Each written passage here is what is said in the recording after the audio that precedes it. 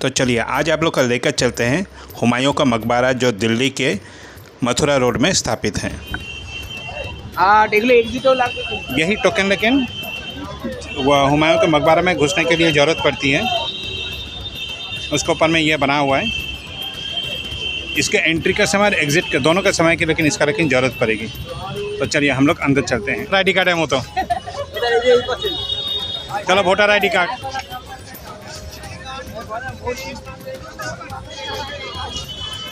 तो चलिए हुमायूं का मकबरा में चलते हैं।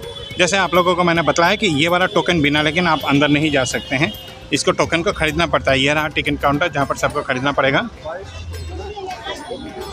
यह है एंट्री पॉइंट, यहाँ पर सबको अंदर जाना पड़ेगा।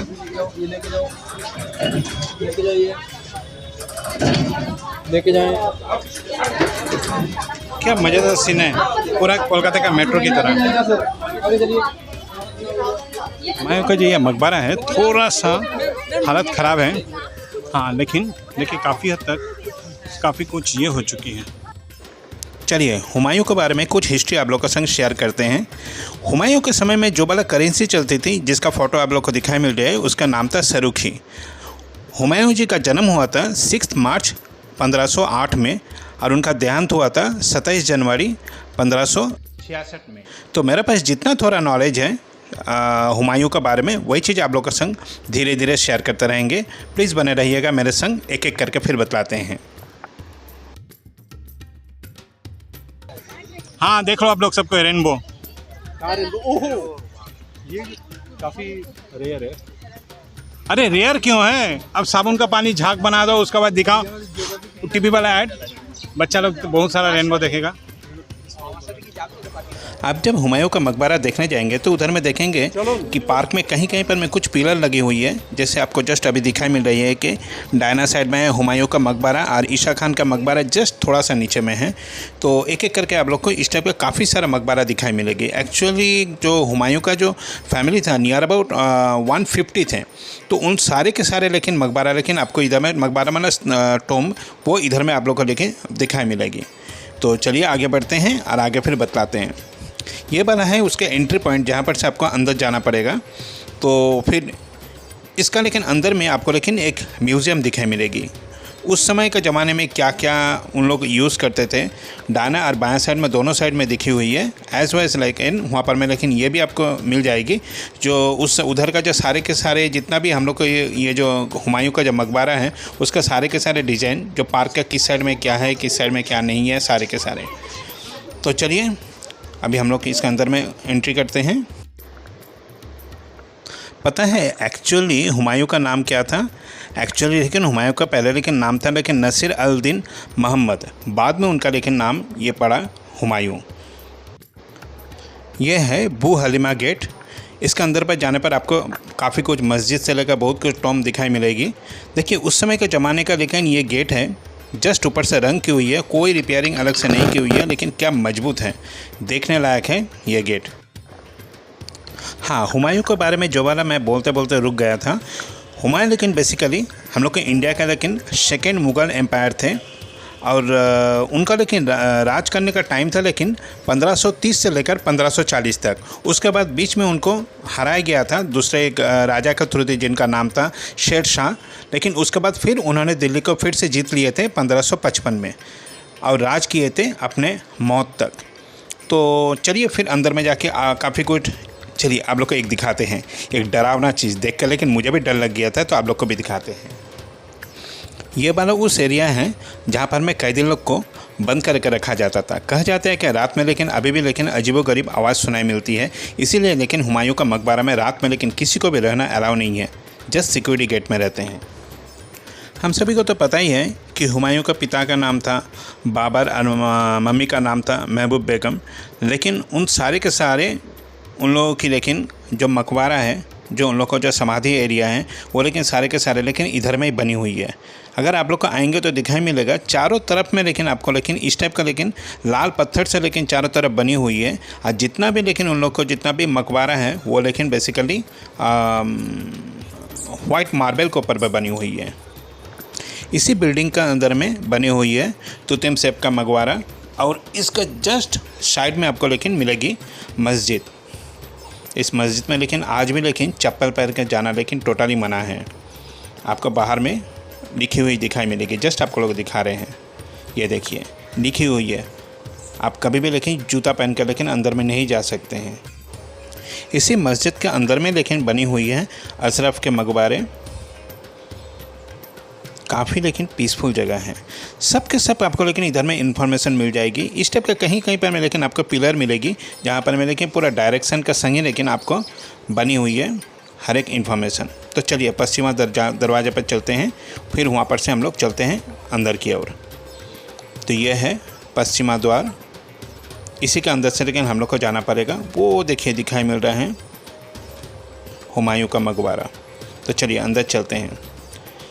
जैसे मैंने बोल रहा था, इधर का लेकिन सारे के सारे पूरा का पूरा बिल्डिंग लेकिन लाल पत्थर का थ्रू दी बनी हुई है, जिसे हम लोग कह सकते हैं रेड ऑक्साइड पत्थर। तो चलिए आ गया है हुमायूं का मकबरा। तो चलिए अंदर चलते हैं। पहले बाहर से थोड़ा सारे के सारे आप लोग के एरिया दिखा दें, फिर अंदर चलते हैं आप लोग को लेकर। मस्त जगह है। हाँ, जैसे मैंने बोल रहा था, इसका लेकिन टिकट का प्राइस भी ज़्यादा नहीं है। इसके अंदर में आने के लिए सिर्फ 35 रुपीज़ ही आपको देना पड़ेगा। यह है हुमायूं का मकबरा, जो नई दिल्ली में स्थित है। ऊपर में आपको काफ़ी सारा आदमी का हलचल दिखाई मिलेगा। ये देखिए ठीक ताजमहल की तरह ऊपर में इसका भी लेकिन जाने का जगह है, लेकिन एक छोटा सा अंतर है। ताजमहल के ऊपर में जाने के लिए दोनों साइड से लेकिन सीढ़ी बनी हुई है, लेकिन इधर का जो सीढ़ी है एकदम डायरेक्ट है, एकदम डायरेक्ट आपको ऊपर जाना पड़ेगा। यह है उधर का एरिया। सामने में लेकिन काफ़ी सारा फव्वारा, बहुत कुछ आपको दिखाई मिलेगी। तो चलिए अंदर चलते हैं, फिर आप लोग को बाकी कुछ दिखाते हैं।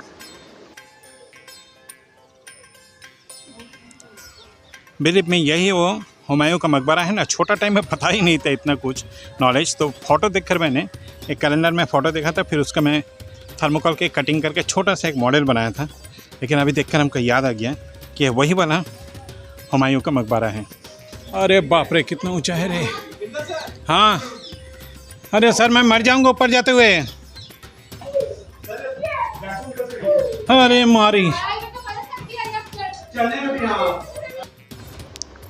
जैसे हम सभी को पता है कि हुमायूं का लेकिन 6 बेगम थे, और उनमें जो उनका जो बड़ी बेगम थे जिनका नाम था बेगा बेगम, उन्होंने लेकिन हुमायूं का लेकिन देहांत के बाद ये हुमायूं का मकबरा यहाँ पर में लेकिन स्थापित किए थे। कहा जाता है कि उस समय के ज़माने में लेकिन इसको बनाने के लिए 1.5 बिलियन खर्चा हुआ था, और इसका लेकिन जो आर्किटेक्ट थे जो इसको डिज़ाइन करके बनाए थे, उनका नाम था लेकिन मीरक मिराज। ये सारे के सारे लेकिन हुमायूं जी के लेकिन रिलेटिव के मकबरा हैं। सारे के सारे ऊपर में लेकिन अरबी लैंग्वेज में लिखी हुई है, तो सब कुछ पढ़ना मेरे लिए तो मुमकिन नहीं था। लेकिन हाँ, अंदर का एरिया जहाँ पर मैं ट्रांसलेट करके काफ़ी कुछ देखा हूँ, वो चीज़ आप लोग को ज़रूर मैं शेयर करूँगा। यह है इधर का बाहर का एरिया, और जैसे आप लोग को दिखाई मिल रही है काफ़ी पीसफुल लेकिन जगह है, और सारे के सारे लेकिन रेड और वाइट पत्थर से बनी हुई है। हाथ के नक्काशी देखिए, उस समय के ज़माने का हाथ की नक्काशी देखने लायक है। छत तो पानी। तो चलिए आप लोग को दिखाते हैं कि उस ज़माने में आर्किटेक्ट लोगों ने क्या दिमाग लगाए थे। अगर छत में ज़्यादा से ज़्यादा पानी भर जाती है तो बाहर किस टाइप से निकाली जाती है वो मैं दिखा रहा हूँ। देखिए ये है ड्रेन, जस्ट इस जगह से लेकिन पानी बाहर निकलती थी, और ये ड्रेन का थ्रू थी बाहर एकदम निकल जाती है। देखिए नीचे में एक लाल रंग का पत्थर है ना, इसीलिए लगी हुई है क्योंकि अगर पानी कहीं पर में कंटिन्यूस गिरते रहे तो वहाँ पर में गड्ढा हो जाती है, अगर वो ना हो इसीलिए लेकिन उधर में लाल पत्थर लगी हुई है। तो जैसे मैंने आप लोग को बोला था, यही है हुमायूं का मकबरा जो नया दिल्ली में स्थापित है। बहुत लंबा थोड़ा वीडियो है, मुझे पता है कि देखते देखते आप लोग कभी कभी बोर हो जाओगे, लेकिन बिलीव मी इधर में जो आर्किटेक्ट जो है ना, थोड़ा पहले मैं जैसे दिखाया था ना आप लोग को, देखिए ड्रेनेज का क्या फैसिलिटी है। हम लोग को भी अभी तक दिमाग में ये सब चीज़ अभी आ रहा है। अब पहले ज़माने देखिए छत के ऊपर में पानी जमे तो नीचे से गिरेगा, नीचे से जाकर बाहर में जाकर एकदम डायरेक्ट ज़मीन पर नहीं गिरे, गड्ढा ना हो जाए, उसने नीचे से और एक मार्बल लगा हुआ है, मतलब गड्ढा होने का कोई चांसेस तो है नहीं। तो यही है सब नक्काशी इधर का सब कुछ।